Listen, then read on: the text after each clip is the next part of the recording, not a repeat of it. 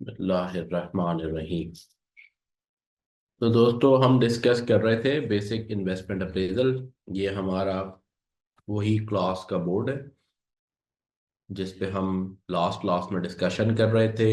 हमने last class में बात कर ली sensitivity analysis, missing figures, asset replacement decision, NPV calculations, ये सारी बात हो गई है।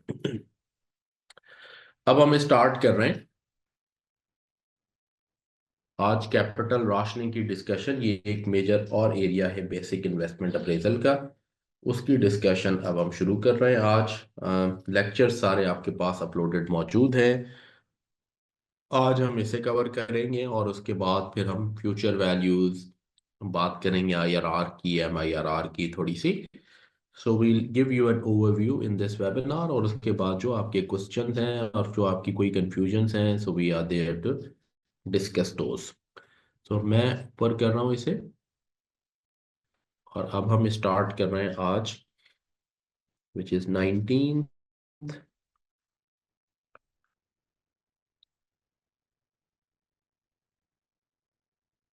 आज हम डिस्कशन स्टार्ट कर रहे हैं अपनी कैपिटल राशनिंग की।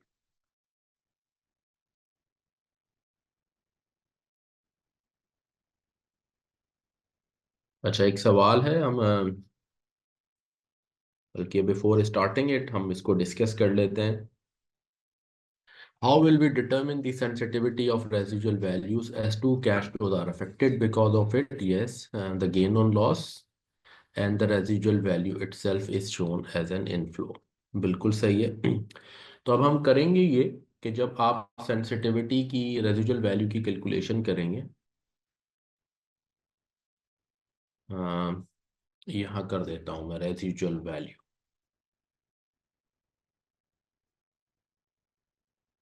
हम जब भी टैक्स का इम्पैक्ट होता है तो हम क्या कहते हैं? NPV divided by the PV net of tax of that factor, right?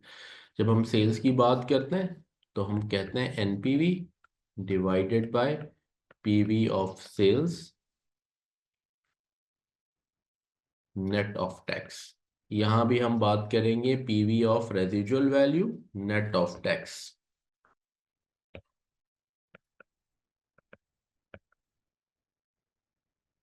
Right?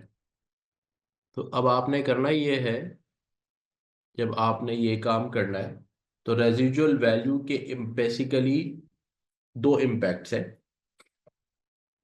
Residual value खुद एक चीज है। लेट से किसी की रेजिजुअल वैल्यू है 500 मिलियन, तो ये रेजिजुअल वैल्यू होती है, और उसके बाद टैक्स WDV आती है, और टैक्स WDV लेट से हो गई 300 मिलियन, तो बच गया 200 मिलियन। ये आपका टैक्स गेन आ गया।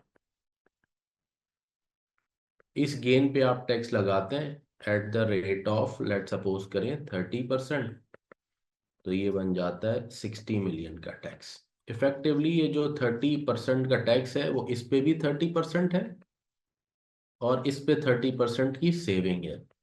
यानी 150 मिलियन यहाँ आपका टैक्स की पेमेंट है, और 90 मिलियन की ये सेविंग है, तो इफेक्टिवली 60 की ये आपकी ये पेमेंट हो गई। यूं कह ले, मैं ऐसे उल्टा लिख रहा हूँ, मैं इसको यूं लिख देता हूँ आपकी आसानी के लिए।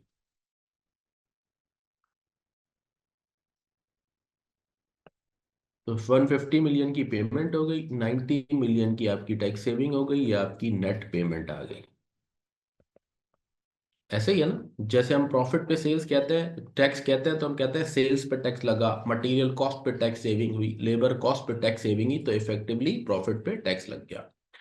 तो जब अब आप इसकी पीवी निकालेंगे, बेसिकली तो एनपीवी तो कॉमन है हर एक में, हर फैक्टर की जब सेंसिटिविटी निकल रही है तो डिनोमिनेटर की कैलकुलेशन करनी पड़ती है हमें।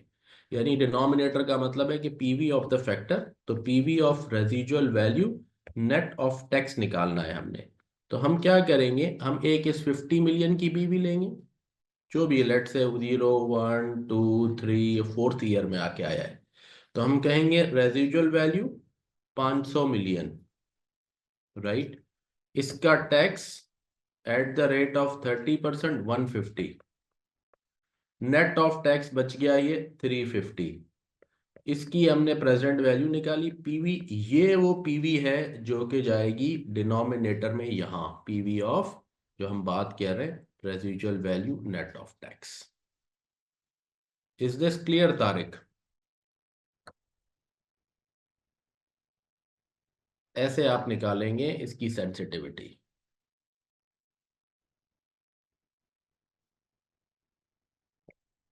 कोई चीज रह गई जो समझ मैं एक्सप्लेन नहीं कर सका तो मुझे बताइए, कोई और कंफ्यूजन है तो। अदरवाइज ओके लिखें, फिर हम आगे बढ़ें।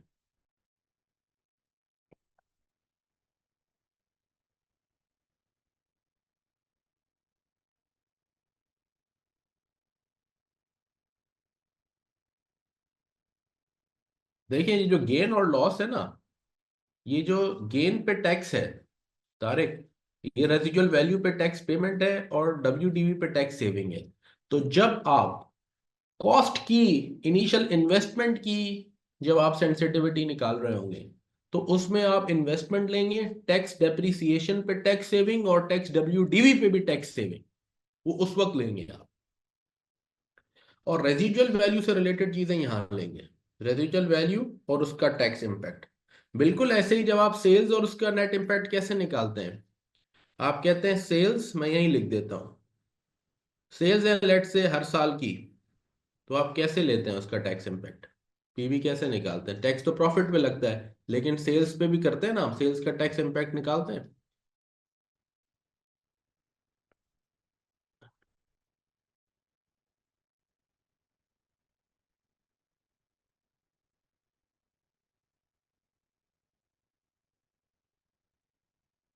आप सेल्स की कैसे निकालते हैं?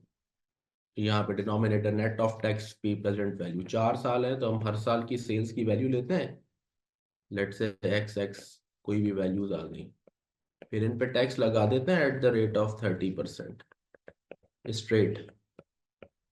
ये हम कहते हैं नेट ऑफ टैक्स, सेल्स की वैल्यू बन गई।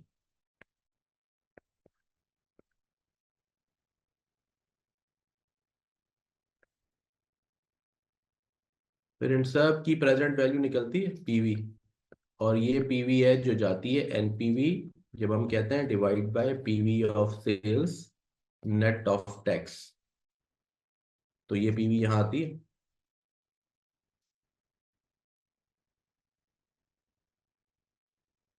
Simply we have to do residual value net of tax, बिल्कुल ऐसे ही जैसे सेल्स नेट ऑफ टैक्स। क्योंकि जब प्रॉफिट पे टैक्स लगता है तो हर प्रॉफिट के कंपोनेंट पे इफेक्टिवली टैक्स लग गया। सेल्स पे टैक्स लग गया, मटेरियल कॉस्ट पे टैक्स सेविंग हो गई, लेबर कॉस्ट पे टैक्स सेविंग हो गई, टैक्स डेप्रिसिएशन पे टैक्स सेविंग हो गई, और फिर प्रॉफिट पे टैक्स लग गया। तो जब हम एनपीवी सेंसिटिविटी एनालिसिस लिखते हैं तो हर कंपोनेंट को उसके रिलेटेड टैक्स के इम्पैक्ट से माइनस करके, क्योंकि वो हर हर कंपोनेंट टैक्स को कंट्रीब्यूट कर रहा है खुद, प्रॉफिट पे टैक्स लगने का मतलब, तो हम सेल्स नेट ऑफ टैक्स ले लेते हैं, material cost net of tax ले लेते हैं, बिल्कुल ऐसे ही residual value net of tax ले लेंगे। क्योंकि रेजिडुअल वैल्यू भी इफेक्टिवली क्या कर रही है, वो गेन की शक्ल में जाके प्रॉफिट पे टैक्स लगा रही है। जी, is it clear now? Right. अच्छा जी, अब ये तारिक साहब, इट्स गुड दैट आप रिवाइज करके आते हैं चीजें, and this is the objective of the webinar that you ask questions here. तो अब हम आगे बढ़ते हैं कैपिटल राशनिंग के एरिया पे। एनी अदर क्वेश्चन अगर कोई है तो भी पूछें, अदरवाइज वी मूव ऑन।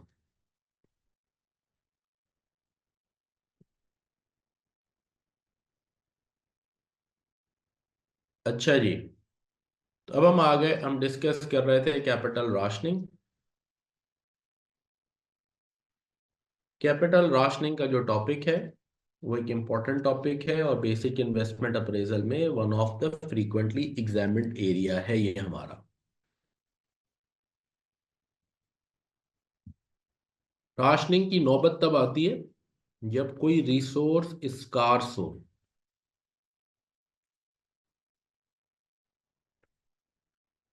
यानी इन शॉर्ट सप्लाई हो या उसकी सप्लाई लिमिटेड हो, या लिमिटेड सप्लाई हो। तो फिर आपको उसे राशन करना पड़ता है। राशन का मतलब उसको अलोकेट करना पड़ता है, right, properly, allocate properly and consciously, है ना। ये बिल्कुल उसी का एक एक्सटेंशन है जो आपने लिमिटिंग फैक्टर एनालिसिस कैफ में पढ़ा है। लिमिटिंग फैक्टर एनालिसिस में भी क्या होता है, लिमिटिंग फैक्टर एनालिसिस में हम ये पढ़ते हैं कि अगर मटेरियल शॉर्ट सप्लाई में है, लिमिटेड सप्लाई में है, तो फिर वो लिमिटिंग फैक्टर है हमारी चीज़ों का। और जैसे लेबर है, कहीं मटेरियल है, कहीं मशीन की कैपेसिटी है, तो आपने पढ़ा होगा कि फिर हम देखते हैं कि अब हमें कैसे उसको अप्रोप्रिएटली अलोकेट करें। तो एक ऑब्जेक्टिव डिफाइन करते हैं वहां भी। वहां ऑब्जेक्टिव होता है प्रॉफिट मैक्सिमाइजेशन। प्रॉफिट मैक्सिमाइजेशन का मतलब कंट्रीब्यूशन मार्जिन अगर मैक्सिमाइज हो गया, फिक्स कॉस्ट तो वही है, तो ऑटोमेटिकली प्रॉफिट मैक्सिमाइज हो गया। तो हम contribution margin per unit of, ये जो लिमिटिंग फैक्टर एनालिसिस है, इसमें हम करते थे ना जी, कंट्रीब्यूशन मार्जिन को हमें मैक्सिमाइज करना है, which would mean, which would automatically mean profit की मैक्सिमाइजेशन।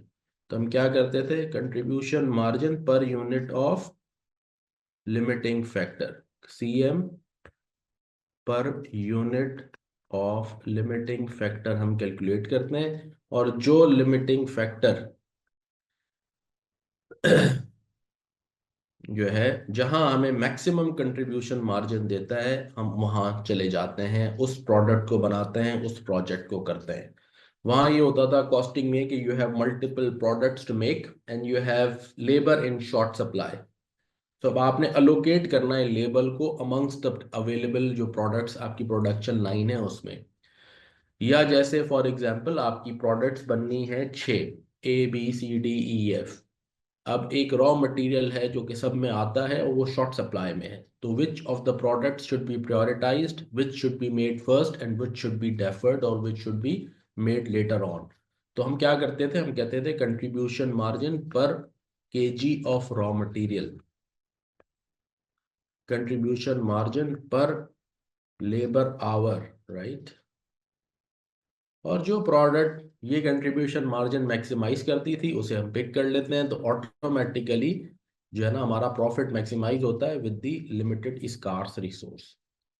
यही कॉन्सेप्ट यहाँ है, और यहाँ पे हमारा लिमिटिंग फैक्टर है capital. Here capital is limiting factor. और हमें मैक्सिमाइज किसे करना है, हमें मैक्सिमाइज करना है अपनी एनपीवी को, नेट प्रेजेंट वैल्यू को। वहां हम प्रॉफिट मैक्सिमाइज करते थे, यहाँ हम एनपीवी मैक्सिमाइज करेंगे, ठीक है ना। तो इसी तरीके से यहाँ पे ये कॉन्सेप्ट आता है कि जी हम जो है हमें हमारा एक ऑब्जेक्टिव फंक्शन होता है और हमें मैक्सिमाइज करना है अपने एनपीवी को। तो अब कैपिटल राशनिंग, अब हम डिफाइन करें with this background, capital rationing is the state of affairs. Capital rationing वो सिचुएशन है जहां कैपिटल या इन्वेस्टमेंट इज अ लिमिटेशन, वो लिमिटिंग फैक्टर है। अवेलेबल कैपिटल या investment is limited and we have number of positive NPV यानी profitable projects.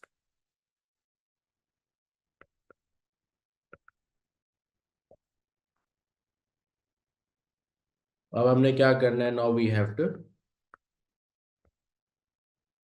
Prioritise them. In other words, हमें ration करना है, we have to ration our capital in projects in such a way that NPV is maximized।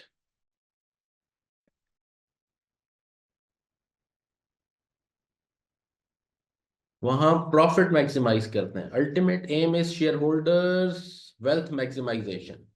Accounting में profit बेहतर होगा, maximize होगा, तो share holders wealth maximize होगी। Financial management में NPV represents an increase in share holders wealth. तो NPV की increase would automatically mean shareholders wealth maximization. So this is the essence of capital rationing. अब before हमें ये पता है हमारा ऑब्जेक्टिव एनपीवी मैक्सिमाइजेशन है, उसके लिए हमने राशन करना है capital amongst the project. So you have, let's say, multiple projects. If you have P, Q, R, S, ये different projects है और उनमें हमें investments चाहिए।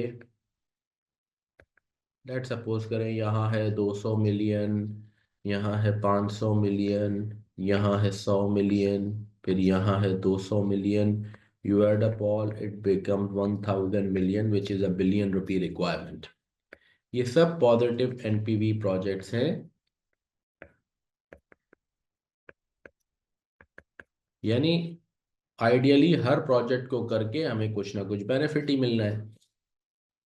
लेकिन अगर हमारे पास कैपिटल है सिर्फ, लेट सपोज करें 700 मिलियन, तो अब how do we allocate? available capital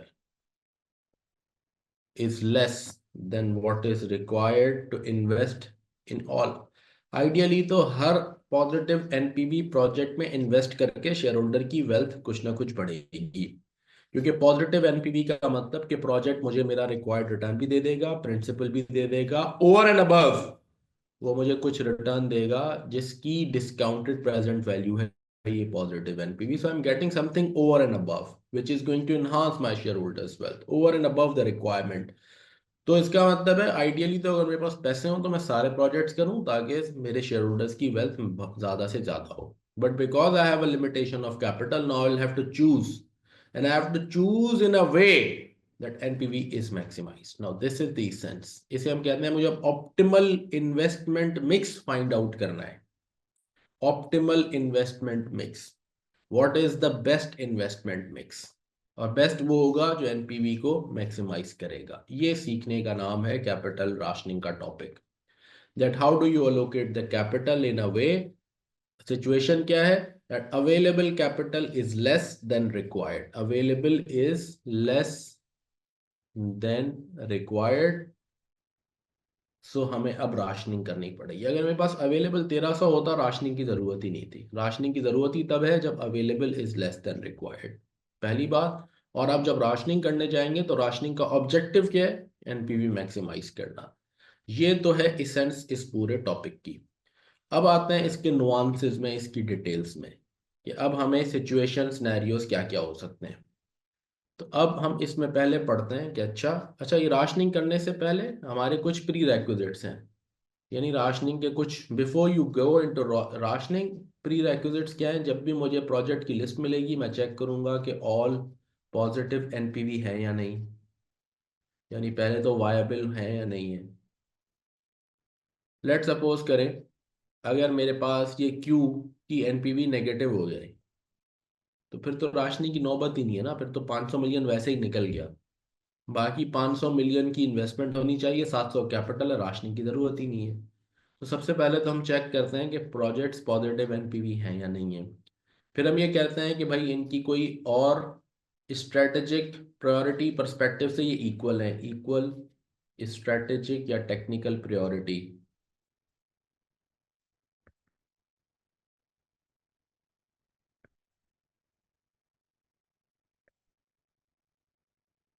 पहले तो हम ये भी देखते हैं कि अगर तो आपसे आपकी लीडरशिप टीम, बोर्ड ये कहता है, या आपकी प्लांट मैनेजमेंट की टीम ये कहती है कि भाई ये पी और एस ठीक है, और ये हमें अपना आर, ये तो हमें करना ही करना है, क्योंकि ये इसकी तो जो है ना स्ट्रेटेजिक प्रायोरिटी है, या इसके बगैर तो प्लांट की सेफ्टी भी बाद में कंप्रोमाइज हो सकती है। तो आप कहेंगे भाई सेफ्टी फर्स्ट, और या यूं कहा जाए भाई ये तो रेगुलेटरी रिक्वायरमेंट है, ये इन्वेस्टमेंट करना, ये तो गवर्नमेंट की डायरेक्शन है। ठीक है, हमें फाइनेंशियली वायबल भी है, लेकिन ये तो गवर्नमेंट डायरेक्शन है, ये काम करना ही करना है। तो फिर तो इफेक्टिवली आप राशनिंग क्या करेंगे? आपको तो लिस्ट ऑफ प्रायोरिटाइज प्रोजेक्ट्स खुद ही दे दी गई। आप तो यहाँ सीख रहे हैं, हम यहाँ कर रहे हैं rationing based on financial scoring, right? So coming back on it, हम ये देख लेते हैं कि ऑल आर पॉजिटिव एनपीवी और नॉट, दे हैव इक्वल और स्ट्रैटेक्निकल प्रायोरिटी और नॉट, और फिर हम आगे जाके ये देखते हैं कि जी इनकी क्या ये म्यूचुअली एक्सक्लूसिव तो नहीं है, not mutually exclusive. Mutually exclusive, यहाँ हम तीन टर्म्स पढ़ते हैं प्रोजेक्ट्स के बारे में, म्यूचुअली डिपेंडेंट, म्यूचुअली एक्सक्लूसिव और इंडिपेंडेंट।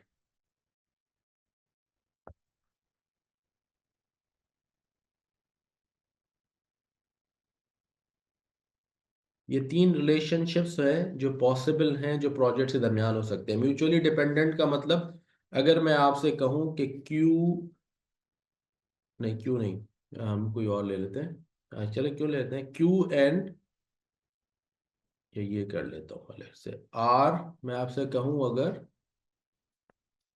कि R and S are mutually dependent, तो इफेक्टिवली मैं ये कह रहा हूँ कि treat them as one project. अगर आर होगा तो एस होना लाजमी है, उसके बगैर आर नहीं हो सकता, एक दूसरे पर डिपेंड करते हैं। एस होगा तो आर जरूर होगा। तो फिर दे, या तो ये दोनों होंगे या ये दोनों नहीं होंगे, they are mutually dependent. So from our selection of projects perspective, they should be treated as one project, they should be done jointly। एक होता है म्यूचुअली एक्सक्लूसिव। म्यूचुअली एक्सक्लूसिव मैं अगर कहूँ कि P and Q R mutually exclusive, इसका मतलब है ये जंगल के शेर की तरह है। अगर पी होगा तो क्यू नहीं हो सकता, क्यू होगा तो पी नहीं हो सकता। तो फिर हमें दो लिस्टें बनानी पड़ेंगी इस सिचुएशन में। हम एक लिस्ट बनाएंगे पी आर एस, क्योंकि पी होगा तो क्यू नहीं हो सकता। दूसरी लिस्ट बनाएंगे क्यू आर एस, और फिर देखेंगे कहाँ राशनिंग की जरूरत है कहाँ नहीं है। तो हम दो पॉसिबल लिस्ट बनाएंगे, ठीक है? ये भी इंपॉर्टेंट है। यानी कुछ प्रोजेक्ट्स ऐसे होते हैं ना कि जो अगर एक होगा तो दूसरा नहीं हो सकता। लेट सपोज करें आपने दो ऑप्शंस हैं, जो मैं टिपिकली कहता हूँ कि जी फॉर एग्जांपल मुझे हॉस्पिटैलिटी इंडस्ट्री में जाना है। अब स्ट्रेटेजिकली मैं हॉस्पिटैलिटी इंडस्ट्री में सिर्फ एक प्रोजेक्ट करना चाहता हूँ, ये मेरे लिए नई इंडस्ट्री है। या तो मैं एक गेस्ट हाउस प्रॉपर बनाऊंगा, ठीक है, या मैं किसी के साथ पार्टनरशिप करूंगा, कोई मैं जो है ना होटल की, प्रॉपर होटल की पार्टनरशिप करूंगा। अब मैं कह रहा हूँ मैं दो में से कोई एक प्रोजेक्ट करूंगा, या तो मैं खुद अपना एक प्रॉपर गेस्ट हाउस बना के ऑपरेट करूंगा, या मैं किसी के साथ होटल की पार्टनरशिप में जाऊंगा। मैं दोनों काम साथ नहीं करूंगा, मैं हॉस्पिटैलिटी इंडस्ट्री में एक काम करना चाहता हूँ। ये मेरा एक बिजनेस का एक डायमेंशन है, या मेरी एक अलोकेशन ऑफ रिसोर्सेज की फिलोसफी है। तो अब ये दोनों क्या हो गया, अब ये म्यूचुअली एक्सक्लूसिव हो गई। मैं कोई एक काम करूंगा बेस्ड ऑन माय फिलोसफी। या अगर एक जमीन है, उस जमीन पे आप सोच रहे हैं ऑप्शंस, एक ऑप्शन ये है कि जी इस जमीन के ऊपर हम एक हाउसिंग प्रोजेक्ट बना लें, और दूसरा ये है कि नहीं हाउसिंग प्रोजेक्ट नहीं बनाते, हम इधर एक मॉल बनाते हैं। अब ये दोनों भी ऑटोमेटिकली म्यूचुअली एक्सक्लूसिव है। एक जमीन एक ही है, या उस पे मॉल बनेगा या उस पे हाउसिंग प्रोजेक्ट बनेगा। तो अगर मॉल का प्रोजेक्ट ओके होता है तो हाउसिंग प्रोजेक्ट नहीं हो सकता, हाउसिंग प्रोजेक्ट होगा तो मॉल नहीं हो सकता। ये क्या है, ये म्यूचुअली एक्सक्लूसिव हो गए, कोई एक होगा, राइट? राइट। फिर आ गया तीसरा क्या, कि इंडिपेंडेंट, यानी ना म्यूचुअली एक्सक्लूसिव है ना म्यूचुअली डिपेंडेंट है। साथ करना चाहे करें, नहीं करना चाहे नहीं करें, ना एक दूसरे को रिपेल कर रहे हैं ना एक दूसरे पे डिपेंडेंट है, दे आर इंडिपेंडेंट प्रोजेक्ट्स। तो अगर कुछ नहीं लिखा हुआ तो डिफॉल्ट अजम्पशन ये होती है कि projects are independent of each other, यानी ये ना एक दूसरे पे डिपेंडेंट है ना एक दूसरे साथ एक्सक्लूसिव है। चाहे तो साथ करें चाहे तो ना करें, ये डिफॉल्ट अजम्पशन है। म्यूचुअली एक्सक्लूसिव होंगे तो क्वेश्चन बता देगा, म्यूचुअली डिपेंडेंट होंगे तो भी क्वेश्चन स्पेसिफाई करेगा these projects are mutually dependent, लिखा हुआ होगा have to be taken together, ठीक है ना, have to be undertaken together, वो क्वेश्चन बताएगा। म्यूचुअली एक्सक्लूसिव होगा तो भी बताएगा कि these two projects are mutually exclusive, right? Right. तो ये हमारी हो गई प्री रेक्विजिट्स। तो जब आप रिकॉर्डेड लेक्चर्स देखेंगे तो उसमें ऐसे ही आपको ये ओवरव्यू बताया गया है इस टॉपिक का, आपको प्री रेक्विजिट्स बताए गए हैं, ऑब्जेक्टिव ऑफ राशनिंग बताया गया है। उसके बाद हम आते हैं, हमारी कुछ अजम्पशंस हैं, उन अजम्पशंस की बेसिस पे ही फिर आगे सारी वर्किंग आपको बताई गई है। एक assumption है about divisibility of the projects,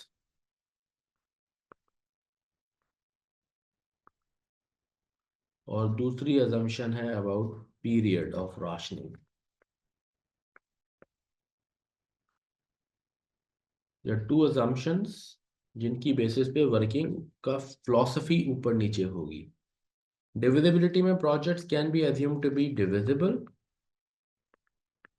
and can be assumed to be indivisible.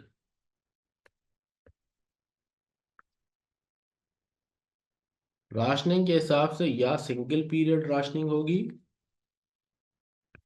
या मल्टी पीरियड राशनिंग होगी, एक से ज्यादा पीरियड. मैं सब एक्सप्लेन ब्रीफली कर देता हूँ और मजीद आपको नेचुरली डिटेल्स रिकॉर्डेड लेक्चर में है.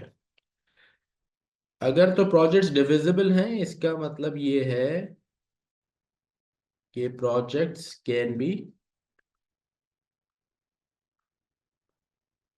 Undertaken in bits and pieces.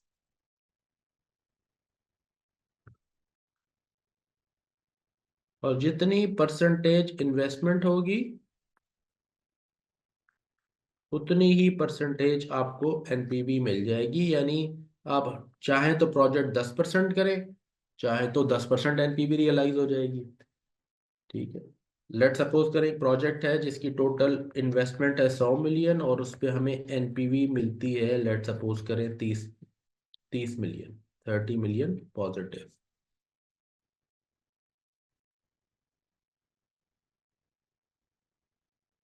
हमें एनपीवी मिलती है प्लस 30 मिलियन, राइट.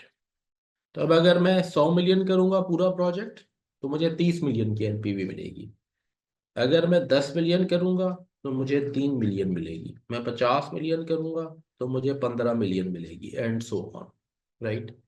तो मैं 10% इन्वेस्टमेंट करूंगा तो मुझे 10% एनपीवी मिलेगी. मैं 50% इन्वेस्टमेंट करूंगा तो मुझे 50% इन्वेस्टमेंट मिलेगी, एनपीवी मिलेगी. तो जितने जितना गुड़ डालूंगा उतनी मिठास मिलेगी. इन शॉर्ट ये है डिविजिबल प्रोजेक्ट्स का मतलब. कुछ प्रोजेक्ट्स डिविजिबल होते हैं, जैसे ट्रांसपोर्ट का प्रोजेक्ट है. मैंने सोचा कि मैं 100 गाड़ियां जो है ना एक रूट पे लगाऊंगा, 100 बसेस. भाई नहीं है पैसे, 100 नहीं लगाऊं, 10 लगाऊं, 50 लगाऊं. मैंने सोचा है कि मैंने एक फ्रेंचाइज लिया हुआ है कायरोस के बाप का फॉर एग्जांपल, और मैंने कहा मैं इसकी जो है ना वो 200 पूरे पाकिस्तान में कियोस्क और ब्रांचेस बनाऊंगा, आउटलेट्स. नहीं है पैसे, 200 आउटलेट्स ना बनाए, 20 बना लें, 50 बना लें, ठीक है, 30 बना लें. तो सॉर्ट ऑफ डिविजिबल हो गया ये प्रोजेक्ट. दूसरे प्रोजेक्ट्स ऐसे होते हैं जो इनडिविजिबल है, ठीक है ना. या वो होंगे इधर, हम उन्हें करेंगे, इधर आप 100% करेंगे और नो, कुछ भी नहीं करेंगे आप. जैसे एक फैक्ट्री है, ये नहीं लग सकता कि 10% फैक्ट्री लगा दूं, 20% फैक्ट्री लगाऊं. आपको लगानी है तो आप लगाएंगे पूरी फैक्ट्री, राइट.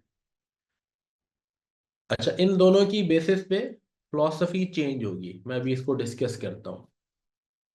राष्ट्र, अच्छा, दूसरी है पीरियड की एजम्पशन. पीरियड एजम्पशन का क्या मतलब है भाई? उसका मतलब ये है कि अगर सिंगल पीरियड का मतलब ये है कि सिर्फ एक साल, यानी हमारे पास limitation only for 1 year, limitation of capital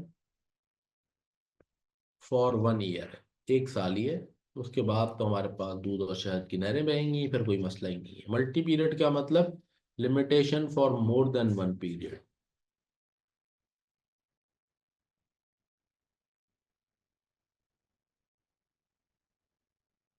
और 2 पीरियड तक की राशनिंग हमारे सिलेबस में है, जिसे हम पढ़ते हैं, ये हम पढ़ेंगे through linear programming. Linear programming का टॉपिक है, उसके लेक्चर्स हैं, और उस लीनियर प्रोग्रामिंग में मल्टी पीरियड राशनिंग आप पढ़ते हैं, हम पढ़ते हैं, राइट. तो एक से ज्यादा पीरियड की, यहाँ अभी जितनी हम डिस्कशन करेंगे अभी, वो सारी की सारी हमारी सिंगल पीरियड राशनिंग की बेसिस पे होगी. ये हम बाद में लेटर पढ़ते हैं, जब हम बिल्कुल आखिर में रिकॉर्डेड लेक्चर्स के आपको लीनियर प्रोग्रामिंग का लेक्चर मिलेगा, उसमें मल्टी पीरियड राशनिंग के क्वेश्चंस कराए गए. मल्टी पीरियड राशनिंग का मतलब है कि अभी भी मुझे कैपिटल की लिमिटेशन है, एक साल बाद भी मुझे कैपिटल की लिमिटेशन है. एक से ज्यादा पीरियड की, और 3 साल भी हो सकती है, 5 साल भी हो सकती है, लेकिन हमारे सिलेबस में 2 पीरियड यानी अप टू 2 सालों तक की लिमिटेशन आती है जनरली।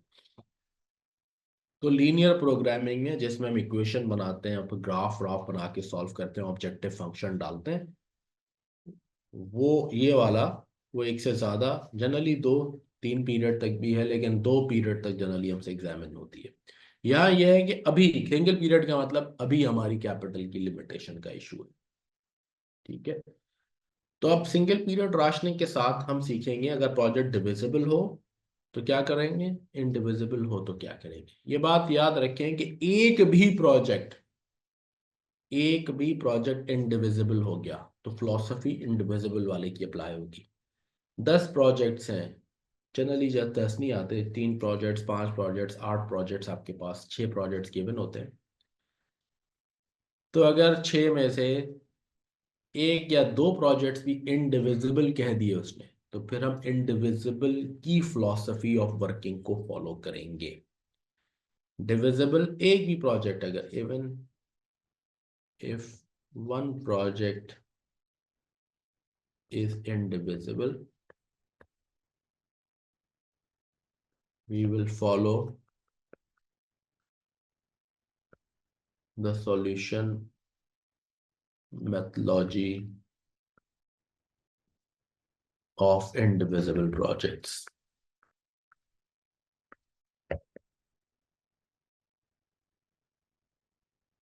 एक प्रोजेक्ट भी अगर इंडिविजिबल है। अच्छा, अब आइए, जब डिविजिबल प्रोजेक्ट्स होते हैं, अब ये आपको रिकॉर्डेड लेक्चर में पूरा मिलेगा, तो फिर हम चलते हैं, हम फैसला करते हैं थ्रू, हम कहते हैं प्रॉफिटेबिलिटी इंडेक्सेस। ये वही लिमिटिंग फैक्टर वाला फॉर्मूला है।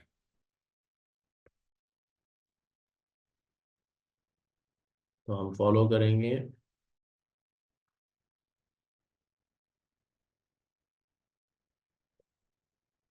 Profitability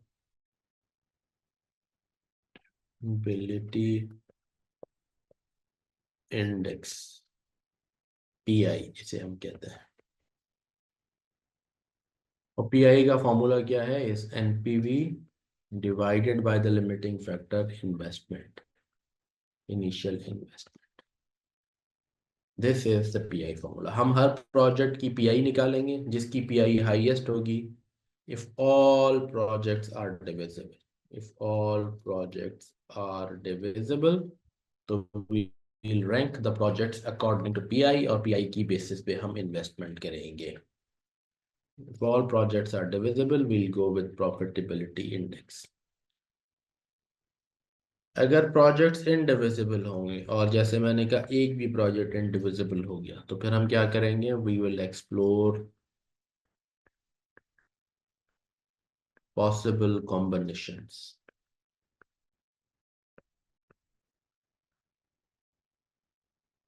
with in the available capital. Capital के अंदर, उस लिमिट के अंदर रहते हुए आप देखेंगे क्या क्या हो सकता है। पी क्यू आर हो सकता है, पी क्यू एस हो सकता है, क्यू आर एस हो सकता है, पी आर एस हो सकता है, सिर्फ आर एस हो सकता है। ये सारी possible combinations within the available capital limit हम एक्सप्लोर करेंगे। एंड द कॉम्बिनेशन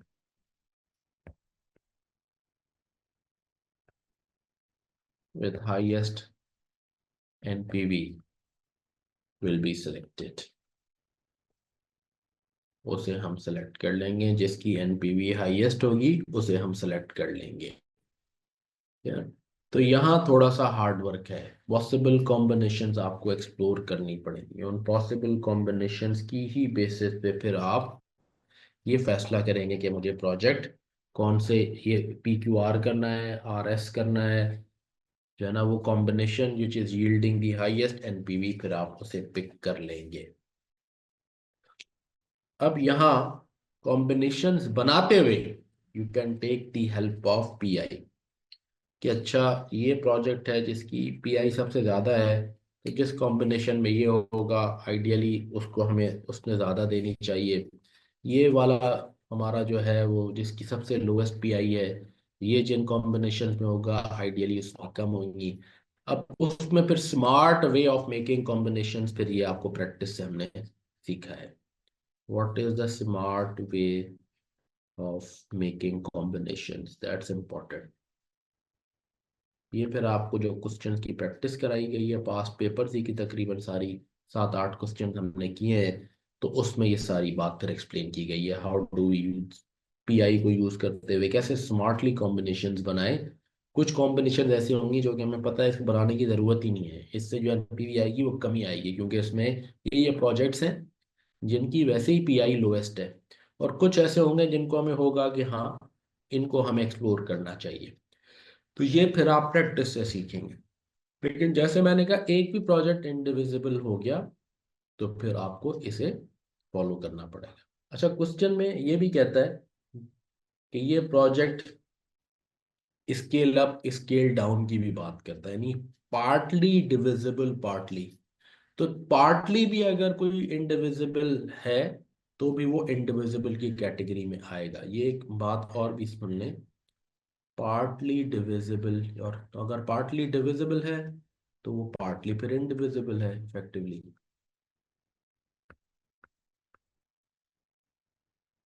राइट, इसे हम कहते हैं स्केल अप स्केल डाउन।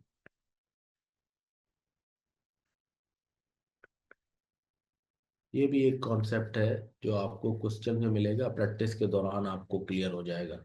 जब हम एक कहते हैं ना प्रोजेक्ट डिविजिबल है, अगर 200 मिलियन का प्रोजेक्ट है या 100 मिलियन का है डिविजिबल, तो हम कहते हैं ये हमारी मैक्सिमम इन्वेस्टमेंट है, कुछ ना लिखा हुआ हो, खाली डिविजिबल लिखा हुआ हो। और उसके नीचे नीचे हम अप टू जीरो कुछ भी हम इसकी, ये डिविजिबल है, यानी हम 20 मिलियन कर लें, 40 करें, 150 करें, 160 करें, ये किसका मतलब है, ये डिविजिबल है, स्केल डाउन हो सकता है किसी भी लेवल पे। और ये मैक्सिमम इन्वेस्टमेंट अमाउंट है। बाज औकात तो आपको ये कहेगा it can be scaled up but can not be scale down. Scale up का मतलब ये है कि ये यूं ऊपर जा सकता है, 200 मिलियन से 400 500 मिलियन हो सकता है, नीचे नहीं आ सकता। या 50% स्केल डाउन हो सकता है, 50% स्केल अप हो सकता है, इस तरह की बातें करेगा। इन सारी सिचुएशन में अगर वो पार्टली डिविजिबल है और स्केल अप स्केल डाउन हो रहा है, तो हम उसे ट्रीट करेंगे अपने नज़दीक इनडिविजिबल की कैटेगरी में। बस सिंपल बात ये है। ठीक है जी। और हम इंडिविजिबल फिलोसफी के हिसाब से सॉल्व करेंगे। तो ये भी आपको रिकॉर्डेड लेक्चर में जब आप क्वेश्चंस करेंगे तो ये कॉन्सेप्ट, ये बात भी मिलेगी। यहाँ आइडिया है इसको, कॉन्सेप्ट की विंडो खोलना, फिर जब आप क्वेश्चंस करेंगे और कोई चीज़ नहीं समझ में आएगी तो फिर मैं उसे बाद में डिस्कस करूंगा। तो ये हो गई। अच्छा, इसमें एक कॉन्सेप्ट और आता है जिसमें आता है स्पेशली इंडिविजिबल प्रोजेक्ट्स में, सरप्लस कैश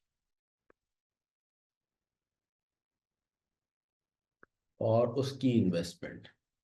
सपोज करें आपके पास, ये इनडिविजिबल में आएगा, ये डिविजिबल में ये कॉन्सेप्ट आ ही नहीं सकता है, क्योंकि जितना कैश होता है सारा का सारा हम यूज कर लेते हैं, अवेलेबल तो वैसे ही लेस देन रिक्वायर्ड है। सरप्लस कैश का कॉन्सेप्ट ये आएगा इनडिविजिबल प्रोजेक्ट्स में। लेट से आपके पास है PQRS, ये है हमारे पास 200 मिलियन, ये है हमारे पास 500 मिलियन, ये है हमारे पास 100 मिलियन, ये अगेन है 200 मिलियन, और यूं मिला के ये हो गया 1000 मिलियन। और अवेलेबल है लेट से मेरे पास 700।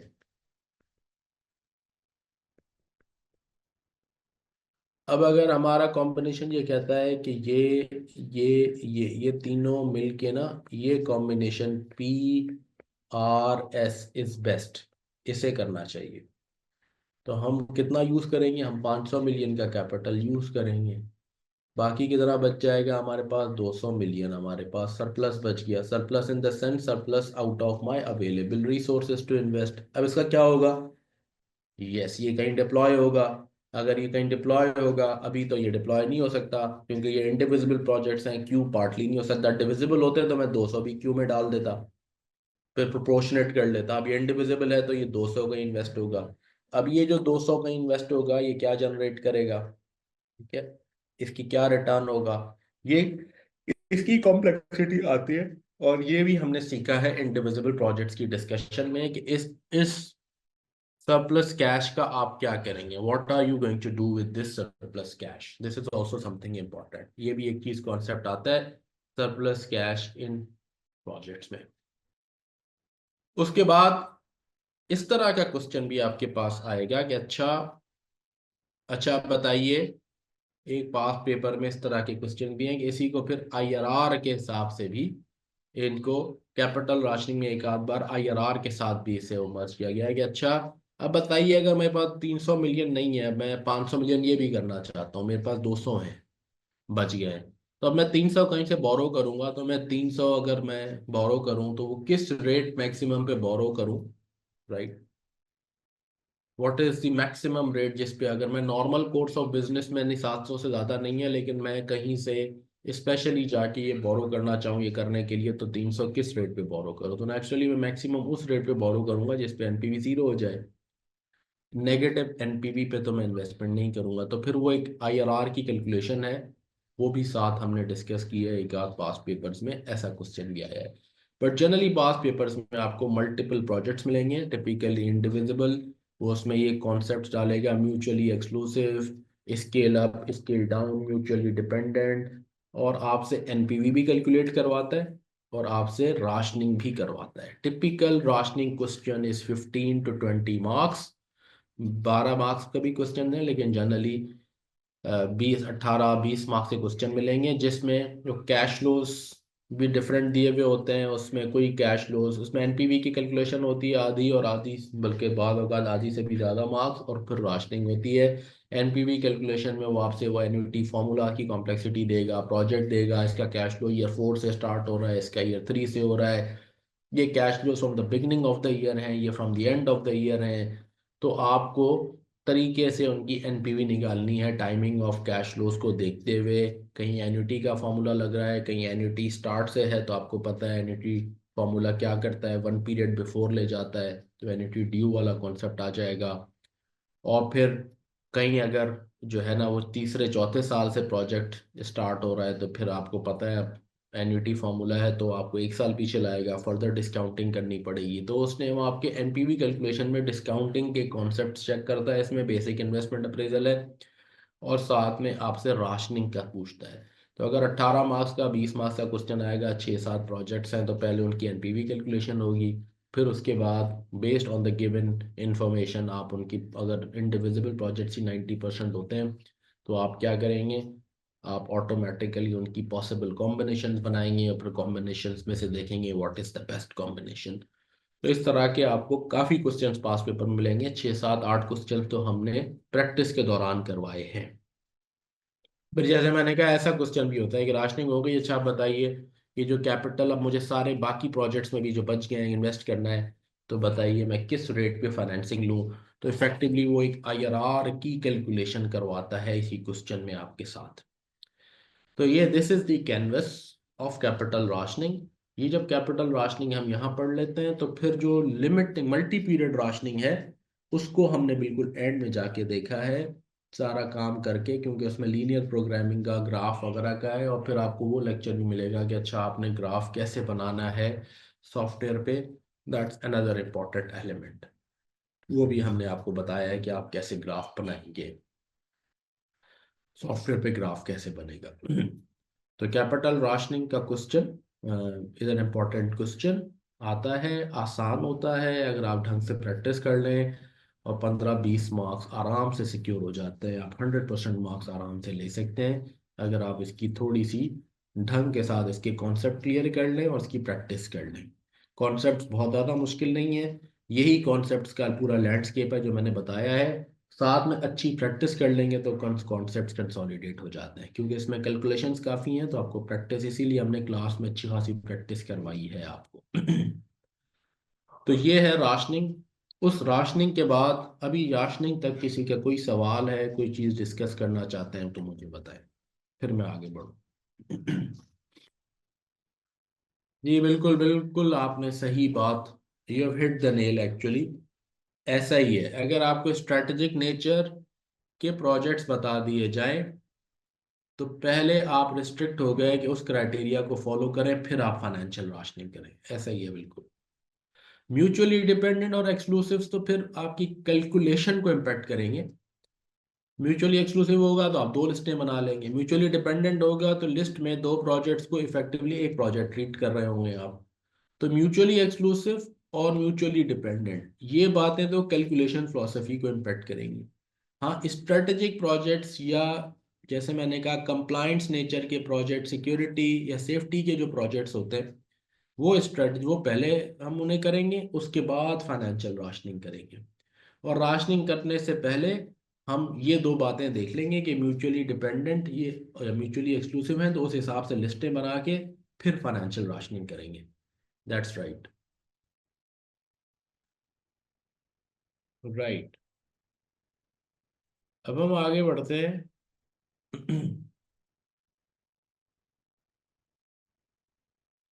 आपको लेक्चर्स में कहीं इसी बेसिक इन्वेस्टमेंट अप्रेजल में बीच में फ्यूचर वैल्यूज का भी कॉन्सेप्ट मिलेगा। राइट, पीरियोडिक कैश फ्लोज की भी हमने बात की थी, वो तो पहले मिलेगा आपको। पीरियोडिक कैश फ्लोज ये होते हैं कि जो कैश फ्लोज नॉन एनुअल हो, क्वार्टरली, मंथली, हाफ ईयरली, अगर कैश फ्लोज हैं तो हम इन्हें पीरियोडिक कैश फ्लोज कहते हैं, यानी एनुअल नहीं है, नॉन एनुअल कैश फ्लोज हैं हमारे। इनकी डिस्काउंटिंग हमने सीखी है। इनकी डिस्काउंटिंग करने के लिए आपको एक पीरियोडिक रेट फाइंड आउट करना पड़ता है। और वो रेट, जैसे अगर एनुअल रेट जनरली 12% है, तो वो रेट इस फॉर्मूले से निकलता है, ना कि सिंपली आपका डिवाइड बाय 4 या डिवाइड बाय 2 या डिवाइड बाय 12 करके। अगर आपका 12% एनुअल रेट है, तो आपका इक्विवेलेंट पीरियोडिक रेट जो है वो आप निकालेंगे इस फॉर्मूले से। अगर हाफ ईयर है तो यहाँ इक्विवेलेंट रेट जो है हाफ ईयरली, वो साल के equivalent, n is the number of periods equivalent. Let suppose करें अगर मुझे हाफ ईयरली रेट निकालना है, तो मैं डिवाइड बाय 2 नहीं करूंगा, मैं कहूँगा 1 + 12% is equals to 1 + equivalent rate. Equivalent number of periods in a year 2 है, तो मैं ऐसे हाफ ईयरली रेट निकालूंगा। अगर क्वार्टर होगा तो इसे 4 कर दूंगा, और हमें मंथली निकालना है तो इसे 12 कर दूंगा पावर। ये power is equivalent periods in 1 year. E n is number of periods in 1 year, क्योंकि मैं यहाँ एनुअल रेट रख रहा हूँ। तो equivalent number of periods in this a 1 year कितने हैं। तो ये फॉर्मूला हमने सिखाया है, इसी की बेसिस पे फिर डिस्काउंटिंग होती है। तो ये तो एक कॉन्सेप्ट है पीरियोडिक कैश फ्लोज और उनकी डिस्काउंटिंग। बाद औकात क्वेश्चन कहता है, हम जनरली तो अज्यूम करते हैं, डिफॉल्ट अजम्पशन ये है कि all cash flows of a year occur at the end of that year. Means cash flows are occurring on an annual basis, और मैं एनुअल बेसिस पर डिस्काउंटिंग करता हूँ। लेकिन मैं नहीं, this is called conservative way of discounting, क्योंकि पूरा पूरा साल जनरली हमारे पास इनफ्लोज होते हैं प्रोजेक्ट्स में, तो पूरा साल कैश फ्लोज हुए, लेकिन for the purpose of discounting में सारे कैश फ्लोज को ईयर 1 के एंड पे अज्यूम करके डिस्काउंट कर रहा हूँ। This is conservative discounting. कुछ कैश फ्लो 5वें महीने में होगा, कुछ तीसरे में होगा, कुछ 7वें में, 8वें में। अगर मैं ठीक बिल्कुल एक्यूरेट डिस्काउंटिंग करूं तो मैं सबको एवरेज आउट करके या तो हर एक का मंथ वाइज कैश फ्लो बनाऊं और मंथ वाइज डिस्काउंट करूं, लेकिन वो कम्बरसम प्रोसेस है। तो हम कंजर्वेटिव भी और सिंप्लीफिकेशन ऑफ वर्किंग के लिए भी अज्यूम करते हैं कि all cash flows of a year occur at the end of that year. Year 2 के कैश फ्लोज हैं, ईयर 2 का एंड, ईयर 3 के, तो हम ईयरली आप देखते हैं कैश फ्लोज बनाते हैं और ईयरली डिस्काउंट करते हैं। लेकिन बाद औकात क्वेश्चन हमें स्पेसिफिकली क्या देगा कि these cash flows occur on a quarterly basis, on a half yearly basis, और वो एक्सपेक्ट करेगा कि हम क्वार्टरली या हाफ ईयरली बेसिस पे ऐसे डिस्काउंट करें।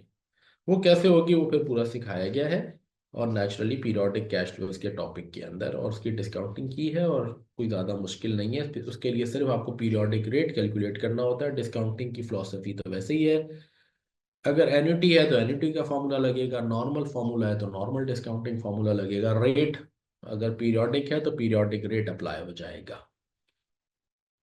उसके बाद आ जाता है future cash flows and future values and their discounting. Sorry, future values. तो नॉट डिस्काउंटिंग बट के फ्यूचर वैल्यूज। अच्छा, अब फ्यूचर वैल्यूज का कॉन्सेप्ट यहाँ आता है जब बाद औकात क्वेश्चन कहता है। जनरली तो हम क्या करते हैं, हम कैश फ्लोज को रखते हैं और उन्हें डिस्काउंट करते हैं, राइट। हम पीछे लाते हैं। प्रेजेंट वैल्यू कैलकुलेशन करने का मतलब this is called discounting process. हम कैश फ्लोज को पीछे ला रहे हैं, दिस इज डिस्काउंटिंग, जब आप प्रेजेंट वैल्यू निकालते हैं। लेकिन बाद औकात क्वेश्चन कहता है कि ना, ऐसा ना करें। आप सबकी प्रेजेंट वैल्यू ना निकालें एट टाइम जीरो, बल्कि आप क्या करें, आप मुझे बताएं कि what will be the surplus और डेफिसिट एट एंड। अगर ये कह दे तो मुझे अब सबको कहाँ ले जाना है, अब मुझे सबको एंड में ले जाना है और अब मुझे इनकी फ्यूचर वैल्यूज फाइंड आउट करनी है।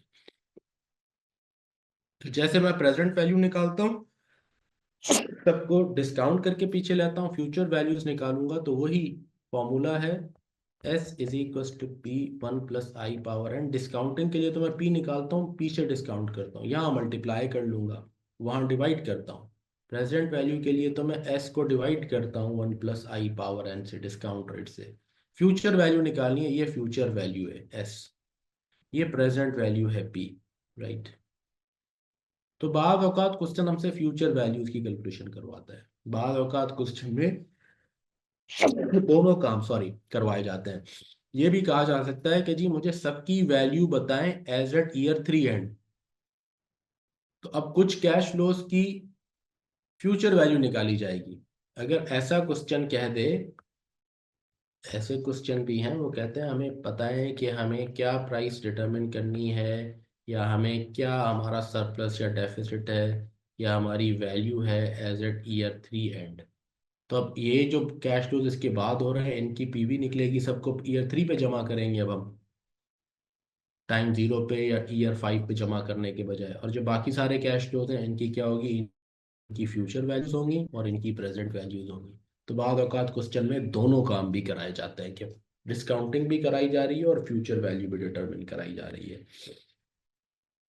अच्छा, अब एक फॉर्मूला तो डिस्काउंटिंग का सिंपल ये है, तो फ्यूचर वैल्यू का भी यही है। एन्युटी अगर है तो एन्युटी की हमने डिस्काउंटिंग भी पढ़ी है। एन्युटी की प्रेजेंट वैल्यू या डिस्काउंटिंग का जो फॉर्मूला है, P is equal to R one minus one plus i power minus n divide by i. तो इसी तरीके से इसकी फ्यूचर वैल्यू का भी फॉर्मूला है। और फ्यूचर वैल्यू में ये फॉर्मूला वन प्लस आई पहले आ जाता है, n minus one divide by, और ये नेगेटिव के बजाय पॉजिटिव होता है। फ्यूचर वैल्यू एस जिसे हम कहते हैं, ये प्रेजेंट वैल्यू पी, राइट।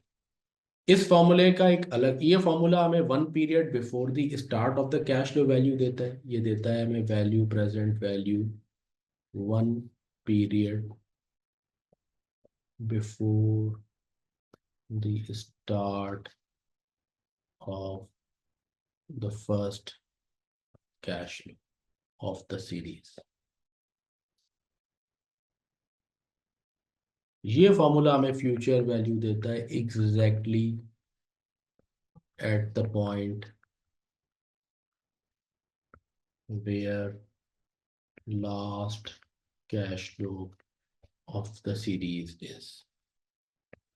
अब इस फॉर्मूला, ये दोनों फॉर्मूलाज की ना अलग अलग अपनी कैरेक्टरिस्टिक है।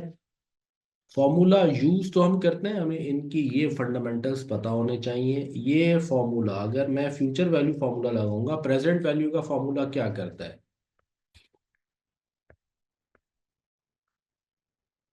प्रेजेंट वैल्यू एन्युटी हो या प्रेजेंट वैल्यू तो आपका परपेचुटी हो। अगर मेरा कैश फ्लो सीरीज यहाँ से स्टार्ट हो रही है, तो प्रेजेंट वैल्यू वाला सबको उठा के यहाँ ले आएगा ईयर टू पे, one period before the start of the cash flow of the series, यानी फर्स्ट कैश फ्लो से एक पीरियड पीछे ले आएगा। ईयर टू में स्टार्ट होंगे, ईयर वन पे ले आएगा, ईयर वन पे होंगे, ईयर जीरो पे ले आएगा, एंड सो ऑन। ये पीवी प्रेजेंट वैल्यू फॉर्मूला की ये ब्यूटी है। जो फ्यूचर वैल्यू फॉर्मूला है, अगर ये सारी एन्युटी यूं है और मैं सबकी फ्यूचर वैल्यू कैलकुलेट कर रहा हूँ इन सब की, तो फ्यूचर वैल्यू एन्युटी फॉर्मूला आगे नहीं ले जाएगा, सबका एग्जैक्टली यहाँ ले आएगा, exactly at the point in time where the last cash flow कर, ये ईयर 6 पे नहीं ले जाएगा। ये बात समझने की है। ये फ्यूचर वैल्यू फॉर्मूले का करेक्टरिस्टिक है, ये प्रेजेंट वैल्यू का, हर एक का अपना अपना करेक्टरिस्टिक है। राइट, ये बात भी समझाई गई है और कैलकुलेशन हमने की है। इसमें एक स्पेशली डाई मारू का क्वेश्चन है, ये कार इंडस्ट्री से रिलेटेड है, और इसके अलावा एक स्ट्रॉन्ग कंस्ट्रक्शन का क्वेश्चन है जिसमें फ्यूचर वैल्यूज की कैलकुलेशन और कैश फ्लो कैलकुलेशन, उनकी डिस्काउंटिंग को बड़े अच्छे तरीके से एग्जामिन किया गया है। पीरियोडिक कैश फ्लोज भी उसमें है। ये जब आप दोनों क्वेश्चंस करेंगे और दोनों क्वेश्चंस ठीक कर लेते हैं अगर आप, तो फिर मैं समझता हूँ कि आपका एक बेंचमार्क है कि आपकी कैलकुलेशंस कॉन्सेप्ट्स क्लियर हैं डिस्काउंटिंग के, फ्यूचर वैल्यू के, प्रेजेंट वैल्यू कैलकुलेशन के। तो फ्यूचर वैल्यूज की ये कहानी है, ये भी आपको डिस्कस की गई है। इसके बाद आता है जनाब आईआरआर और MIRR, internal rate of return and modified IRR. उसकी कैलकुलेशंस हैं और फिर उसके टॉपिक है, उसको फिर हम नेक्स्ट क्लास में डिस्कस कर सकते हैं। अभी मेरा ख्याल है चूंकि शुरू की क्लासेस हैं, शुरू के लेक्चर्स हैं, बहुत ज़्यादा आपको ओवरबर्डन नहीं करते। यहाँ तक आप सारे लेक्चर्स देखें, उनकी सारी प्रैक्टिस करें। कैपिटल राशनिंग स्पेशली बड़ा एरिया है कि काफ़ी सारे प्रैक्टिस क्वेश्चन हमने करवाए हैं। इस हफ्ते आप उसको अच्छे तरीके से करें। फ्यूचर वैल्यूज़ की डिस्कशन हमने भी की है, वो करें। पीरियोडिक कैश फ्लोज अगली क्लास में फिर इंशाल्लाह हम डिस्कस करते हैं आईआरआर और मॉडिफाइड आईआरआर। मॉडिफाइड आईआरआर हमारी अपनी पसंद का आईआरआर क्या होता है, ये कैसे होता है, ये डिस्कस करते हैं नेक्स्ट क्लास में। इज इट क्लियर यहाँ तक एवरीथिंग? और आपके कोई क्वेश्चन हैं तो अब हम 5-7 मिनट उनको डिस्कस कर सकते हैं।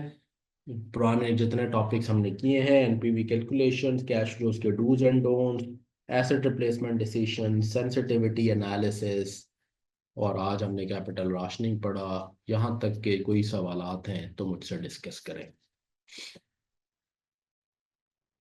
Thank you Tariq, thank you so much. ये एक बहुत बड़ा चैलेंज है हमारा, जो कि लोग वेबिनार्स के लिए भी हम दोस्तों से कहते हैं कि आए अपने क्वेश्चन पूछें, तो उसकी भी कहते हैं रिकॉर्डिंग में आप हमें। तो ये हमारे असल में प्रॉब्लम ही हमारा, जो चैलेंज ही हमारा है, वो है हमारा डिसिप्लिन का। अब आप देखें ना, अभी भी अगर 50 बच्चे टीएसपी और इसमें रजिस्टर्ड हैं हमारे अपने बैच में, सब ज़्यादा, तो एक दो आप रेगुलर आते हैं, एक दो और स्टूडेंट्स हैं, हमजा है और एक दो और हैं, वो फ्रीक्वेंट आते हैं, और कुछ जो है वो इनबॉक्स में क्वेश्चन पूछते हैं, बाकी सब अभी सो रहे हैं। और एग्जाम से जब करीब आएंगे तो फिर एकदम हम जागेंगे। And I think this is the challenge of the virtual world, जो हमारा सेल्फ डिसिप्लिन है। And I am really happy and I जो है वो कॉम्प्लीमेंट यू कि आप डिसिप्लिन के साथ लेक्चर्स अटेंड करते हैं। अदरवाइज ये बड़ा चैलेंज है हमारा, फोकस एंड डिसिप्लिन। अब सबके जहन में ये है कि लेक्चर्स है ना अवेलेबल, बाद में देख लेंगे। वो वेबिनार सर, वो उसकी भी रिकॉर्डिंग दे दीजिएगा, वो बाद में सुन लेंगे। वो बात करते करते फिर एकदम एंड टाइम आ जाता है। अब पिछली बार भी जो हमने मॉक किया है, मेरा ख्याल है कि 6 या 7 टोटल स्टूडेंट्स ने मॉक अटेम्प्ट किया आउट ऑफ 80-90 टोटल स्टूडेंट्स। और जिनको फिर हमने बाद में सॉल्यूशन दिया, क्योंकि कुछ कॉपीज ऐसी थी कि उनको चेक करके देने के बजाय हमने प्रेफर किया, वो उन्होंने पूरे कंप्लीट ही नहीं किए थे ढंग से, कि हम उन्हें सजेस्टेड सॉल्यूशन ही दे दें पूरा।